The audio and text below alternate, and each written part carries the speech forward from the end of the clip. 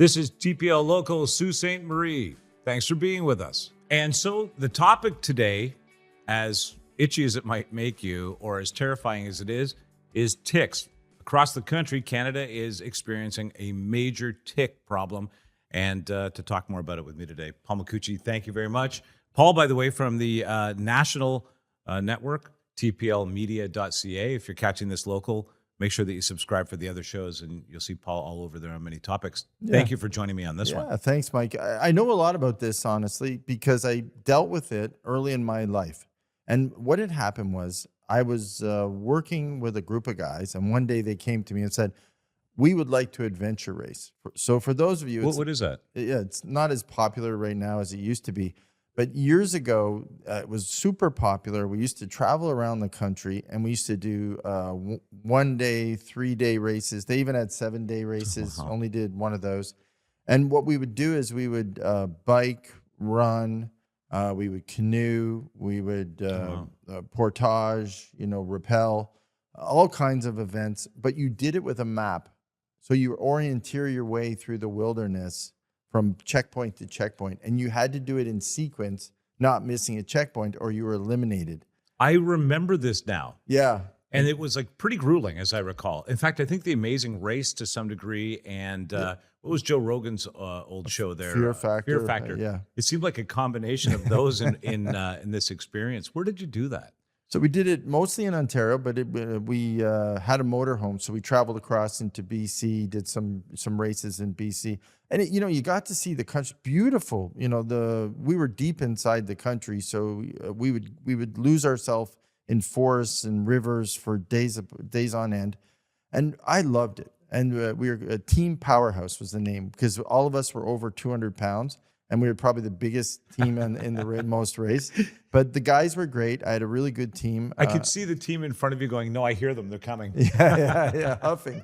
So, and we had a hard time. We would go, when we started out, we would actually, because we weren't the greatest orienteer. And Ryan was our orienteer guy. He had our compass and our map. And he was... Was he ever found? Yeah, was he ever found? But the challenge was if you missed, you'd go sometimes you'd go 50 miles off track. Yeah, and you'd have to re-engineer yourself back and orient yourself. And then at nightfall would come, and you'd have to find lean-to. So you'd make your quick lean-to. You'd get your gear out. It was all on your back. You were carrying it. Your thermal blanket, you'd go underneath it, you'd fall asleep for a few hours, and you'd be back up and running again. But that's why I preferred the 1 day events, because I was back in the motorhome with a beer by night. That sounds reasonable to a guy like me, but yeah. But here I am loving this let's call it sport, pastime, hobby. I'm loving it. But as we finished, I think season 3. And it was very communal too, because after you finish the races, there's a big dinner, there's awards, everyone's tired, everyone has drinks around the campfire. They go sleep quickly because you've done so many miles. Of course, yeah. Whatever number of days you've been doing it. The crew started to get sick. And we didn't know why.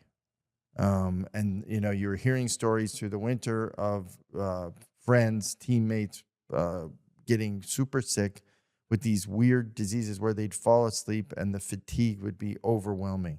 Right. So then we all started to learn about Lyme disease. And I was like, wow, this is crazy. And it didn't happen to one. It happened to a dozen in year 3. And so I called the guys and I said, I'm not sure I'm in for this, because it took a year of their life to recover, at least. So, let's get into it. But yeah, I didn't realize, quite frankly, that these deer ticks, which seem to be so small and, because remember, we had one race where we're moving along, and we had just come out of canoeing. We just come off the bike. We got into the canoe. We were getting all wet because it was pouring rain. Right. Dave, who was on our team, Dave and Ryan, I was in the back paddling the canoe. Dave's in the middle, and Ryan's up front. Dave started to get hypothermia because the weather got cold. So bad. So cold. We're in BC. Weather got cold. We're paddling along. And so we got the thermal blankets out. We got them packed up because you could see him shaking and he was starting to lose his body temperature. We get him done, and we're like, okay, Dave, we're good. We're trying to keep him positive because we don't need him to get sick. Yeah. We're paddling along, and Ryan says, well, we're at the back. We're almost here, guys. He's trying to be positive, right? Just when he says that, we get hit by locusts. We get hit by these biggest black flies you've ever seen. Wow. Hitting us all over. And this went on for at least 20 minutes. And, it almost drives you insane with that many bugs hitting you at that much rate. Because, you've got, at that point, you got to get your bandanas out. You got to cover your mouth. You got to get your goggles out. You're getting all your gear out to keep from swallowing these bugs. And then they're going in your ears. They're climbing in your hair. They're going down. It's super. Yeah, I know. That would make me absolutely crazy. Yeah. And it does make you crazy. So you have to kind of get to your happy place. So we finish, and, I'm in the back, and they go away, and Dave's shaking still, but he's feeling a little better. And I said, okay, guys, we're through it. We got through locusts. We got through Dave's hypothermia. What could happen next? As soon as I said that, snowball-sized hail started hitting us on the head. So this wasn't the quitting point for you at this moment? No. And it can be vicious out west. Yeah. So then we're getting hit with these golf balls of hail. And I'm thinking, oh my goodness, Dave's shaking more because it's cold again. And it's terrifying. He's getting pelted. Yeah, and it's bouncing in and off. And we're trying to actually throw it out of the canoe because it's filling the canoe up. The actual hail. So so we're shoveling it out of the canoe. The hail. So we're bailing the hail. So we get through. So we're not adverse to bad climates and bugs and everything else. That was a rough day. But this tick issue really scared us. So when we got through the season and all our friends and cohorts started to get sick, we're like, oh. So then we started to do some research on it. And, we can talk a little bit about the symptoms, but the symptoms that we were finding, I don't think we really realized how dangerous it was to your health and your future When health. you say that it's debilitating to people for a year or more, I've had two scenarios in my life. A friend of mine and his son, just on a simple hike, both of them ended up with Lyme disease from a tick. Yeah. And the next 2 years, he was a young little guy. The next 2 years of his life were literally hell, just trying to be a student and trying to be a little guy. They finally got treatment that worked, the antibiotic system that they got onto, and the whatever forms of treatment they used at the time. And most recently, one of our friends, Doug, his dog Gracie, sadly was bit by a tick, and it was a scary week and a half for that dog. Oh yeah. So this is very serious, and it's becoming a much bigger problem across Canada, from hiking trails, campground, just some of the examples of places you'll find these. Yeah. Tall grass, unkept, low-lying grass and shrubs, hiking trails, campgrounds, local parks, even backyard gardens. I was in the garden last night, and I kept doing this. I kept looking. I had the tick spray on, and it's 31 degrees at 10 o'clock last night, and I'm still wearing a pair of pants because it's probably the most effective way to avoid ticks. It is. And now reports are saying that the tick population is on the rise. Health risks that they pose are terrible. Let's talk about how maybe you can protect yourself and what some of the fallout from this is. I made some notes from the Ontario has a very stringent tick program right now, asking people to make sure their pets are checked, to check clothing when they come inside. Just a huge awareness program going on.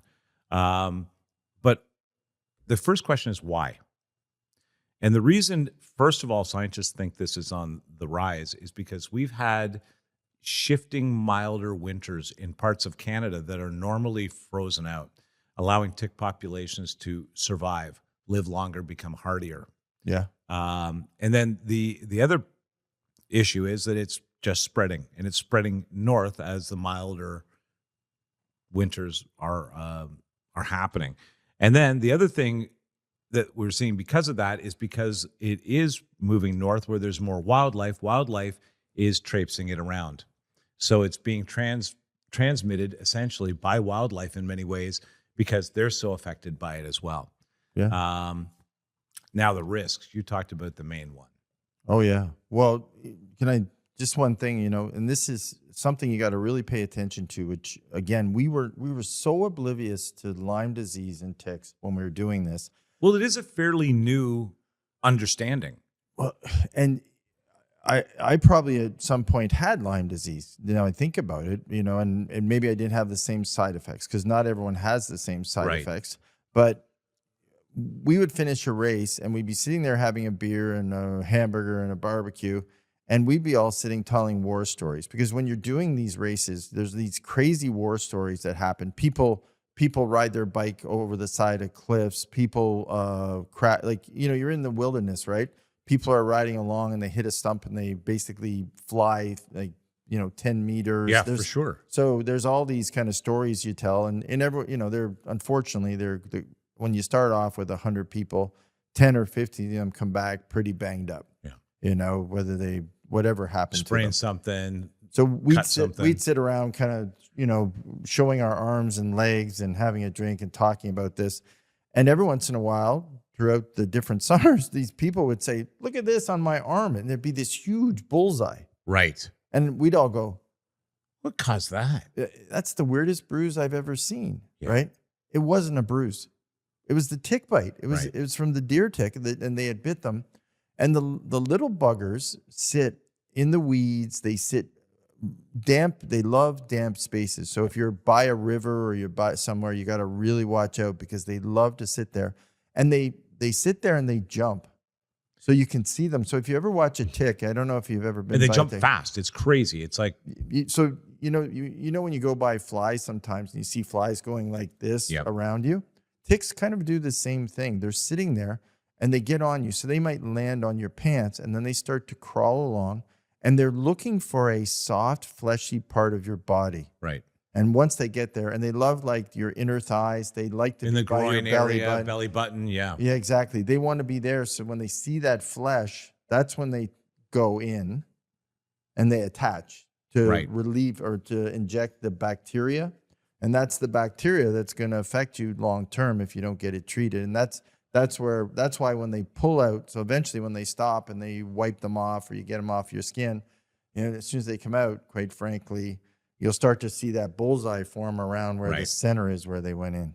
I actually got a tick, discovered it getting in the shower. Oh, I flipped out. Oh no. yeah. Because now this is at a time just a couple of years ago where we were starting to hear about Lyme disease and it was becoming prominent.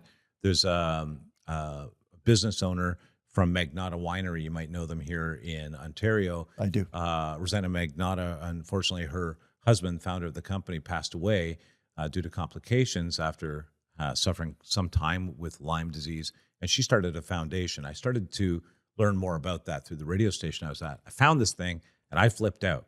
When I called the doctor, and I should share this with people, when I called the doctor, they said, "Okay, here's how to remove it. Yeah. Press down at the head of it Yep. and remove it backwards using tweezers. Ideally, if you can get a tick remover, that's going to be the best way." The next thing the doctor said was, "Don't panic. I have a prescription ready for you. It's an antibiotic. It should counter the bacteria, and you shouldn't have any other problems." So early detection is a big deal. If you've already got the bruise, if you've already got the target from it, Mm-hmm. still treatment is available. However, you're in better shape if you can get it before that bacteria starts to really transmit into your body. Some of the risks: Lyme disease remains the biggest concern. Symptoms include fever, fatigue, headaches, exactly what you're describing, muscle aches and joint pain. Not everybody develops that classic bullseye rash. No, they don't. And as I point That's out, the sad thing, actually. Yeah, I wish they did, right? Because at least they would know. it says right here, early treatment is usually very effective, and that was the experience that I had. Now, early, so can I throw some at you? Yeah. And I learned this from actually a friend who got it. 1 to 28 days is what they talk about as early. Okay. So, for those That's of a you. good period of time if you detect that you've been bit. Yeah, if Yeah. you think you've been bit, you have that, especially if you have the bullseye between, in that month, you got to move. You got to get the antibiotics that you Right. talked about, Mike. Because after that, there's a different treatment between 3 and 12 weeks. Okay. So Right, after all right. that, you're in a different set of antibiotics. So Which is a longer course of treatment. it's like a 10-day antibiotic treatment you're in at that point. So you got to enter into the next level of antibiotics. Honestly, Paul, I think that when I detected it, they gave me two pills was the Yeah. course of response. But Yeah. I got it while it was still in me. Yeah. Yeah. You know what they asked me to do? The doctor asked me to put the tick into a Ziploc bag Yeah. and take a photo of it and send it to them so that they could identify it as well. Oh, yeah. Oh, yeah. So if you can do that. But if you make it to, so that, if you do make it to the second stage, so if you don't catch it on the first stage, unfortunately, it takes off from a health perspective. And then you're going to start to, most of the time, you're going to start to see other, which again, this was what was happening throughout this winter I talked to you about after doing all these races with, friends, fellow competitors. They started to get these crazy rashes. And so Right. they were kind of, we had a a group chat thing going on, and we were all like, they're like, did you guys get a really bad rash all down your legs, 3 months after we were there? And we're like, no. Right. And they're like, yeah, I'm getting these crazy rashes, and I'm going to the doctor and they're sending me to specialists. So you started hearing symptoms from these guys, different types. My mechanic, who ran too, he's a guy who worked on my car in Toronto. He ran some of the races. He actually got Bell's palsy, so facial paralysis. Wow. So which they did say that the symptoms were correlated. So one day he just came and he had droopy face. And Where did that come from? Well, the funny thing was I was in seeing him. I was getting my car fixed, and he's like, yeah, he says, I woke up and I got this. I'm like, oh, Dave, that's crazy. Now, he did recover. He got everything back going again, but it was really bad. Bell's palsy can be a long, arduous, terrible process to get through. And he got through it. Well, yeah. Okay, so now a couple of things I think we should maybe do at this point. We've terrified everybody, which is good. Yeah, really. I mean, it's one of those things you need to be aware of. Wear light-colored clothing when you're hiking or camping. They do not seem to detect lighter colors as easily. Yes. Use insect repellent containing DEET. Remember we were told don't use DEET? Use DEET. I'm not a doctor, but I'm going to tell you right now, if it'll work for this, use DEET or icaridin. Icaridin. Does that sound familiar to you? No. Okay, well, I'll put that in the description so you've got it. Stay on established trails when possible because they don't, you're going to find them like we put out there right away. It's in the tall fescue and the weeds that are growing. Yeah. Avoid walking through tall grass and dense brush, and perform a full body tick check after outdoor activities. This is essential. I would not have found that tick except that I was lucky. Now I kind of take a look. Yeah. Shower after spending time in wooded or grassy areas because you can, in fact, detach or wash away ticks that have not attached as of yet. And then now how to remove one of these things. I'm going to ask that you look this up. Consult a doctor. Because a demonstration of this we cannot do for you. As much as I tried to find a tick to put on you, Paul, I could not before I left the house. Use fine tip tweezers. Yes. Grab the tick as close to the skin as possible and pull straight out, slowly and steadily, because they have barbs that you want to be able to carefully pull through the skin without them detaching and releasing the bacteria. Clean the area with soap and water. And monitor for symptoms over the following weeks. Like you say, you've got, about 30 days of kind of watch time. Oh, yeah. Make sure that you keep an eye on it. Yep. Make sure that you notify your doctor about it. Keeping your pet safe. Veterinary recommended tick prevention products. My dog got fed hers yesterday, and we do this. I'll recommend it. Check your dogs and cats after walks. Just go around, feel around, their underarms, their neck, their ear area. Areas around their hindquarters. Pet them. You'll feel it, hopefully, unless you have a super coarse hair. And you can also use a tick comb, which I think is pretty important now that we know. I used to brush my huskies right after. I'd walk them and then brush them just in case. You know what? It's well advised. It takes just a couple of minutes, and it's in their best interest. And don't forget this: a tick can arrive on you from your pet. Yeah. So best to keep an eye on your pet as well. I thought I'd just mention those because it is an interesting thing. I heard a story. I'll share this with you. Oh, by the way, if you want to protect your property, keeping your grass short, obviously, Yeah. leaf piles and brush, you don't want that hanging around. Trim overgrown areas, especially if your pets are going to be going around in those areas. Can And I ch- throw? yeah, Can I and check throw your one? children and pets. Yeah, can I throw one at you just to think about for those of you who are concerned about it, especially if you're living on the water? If you have a high-powered leaf blower, Yes. right? If you're going to be spending time in that area, leaf blow it first. So that's what I do now because I'm down by the lake. Fantastic. So what I do, idea. I have a very high-powered leaf blower. So if I'm doing some work down there during the day, I take the leaf blower and I blow it out really hard, and then I go work. Right? What a fantastic Yeah, suggestion. that's to think about. By the way, here's some myths people think that are true that are not. Ticks don't jump; they actually crawl onto you. Oh, I thought they jumped. I thought they jumped too. They actually, but Yeah. that's because they use the wind to launch themselves. Oh, okay. So if you're going by and you've brushed up against it, Yeah. when it comes back, they will use that to launch themselves onto you. They're very good acrobats, as I understand it. Oh. They can survive Canadian winters, Paul. Yeah. Oh, yeah. They've they've bred themselves or whatever to be more hardy. Tick bites are painless mostly. Yeah. So you feel don't them. know. That's why your buddies were like mystified by this. If you had something and you were like, oh, and that came up, you would definitely, you would understand what happened to you. Well, think about them. They had, not to give myself any kudos, but quite frankly, the crew that I was running with or the competitors, they had very high pain tolerances. So quite frankly, ticks would have been nothing for them, right? Right. Yeah. Even if they did make a little pinch, they were like, okay. And you don't need to be deep in the woods to encounter ticks. I got mine actually walking down by the lake. Yeah. Just walking the dog down by the lake. So I'll tell you an interesting story. I was thinking about this on the way in today.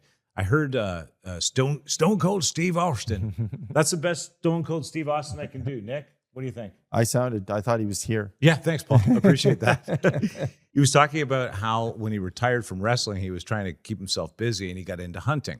And he had this like fancy Trans Am or whatever, a sports car, but he would still go out and hunt and he would shoot deer. And being that he's a big, tough guy, he'd pull the deer out of the woods himself and carry it the 500 meters on his back. Oh, yeah. So he'd strap the deer, which, most of us guys do this. You strap the deer over your shoulders and he's now walking back and he flumps it onto the back of his car. And he gets in and ties it all down. Now he's driving through town, I guess, with a sports car and a deer on the back. There goes Steve Austin. Yeah. With the deer on his car. He said by the time he got home, his entire back was covered like a shirt with ticks. Oh, my goodness. He said that carrying the deer on his back just transmitted every tick directly onto him. Oh, Now, my goodness. he was lucky enough not to have any fallout from this, but he pointed out, you can't believe how many ticks are on a deer. Oh, yeah. Cripes. Well, deer ticks. That's why they call them that, right? I'm glad we talked about this. Check your local safety notifications through your region, town, or city to find out more about what the tick situation is locally. But this is it, and it's traveling coast to coast in the country. That's why we're talking about it here locally. Don't forget, subscribe to tplmedia.ca/local. All kinds of great content locally for you. You get the weather, you get news, constant feed from our live national network. And if you subscribe, you get access to everything. Thanks, Paul. I appreciate this. Thanks, Mike.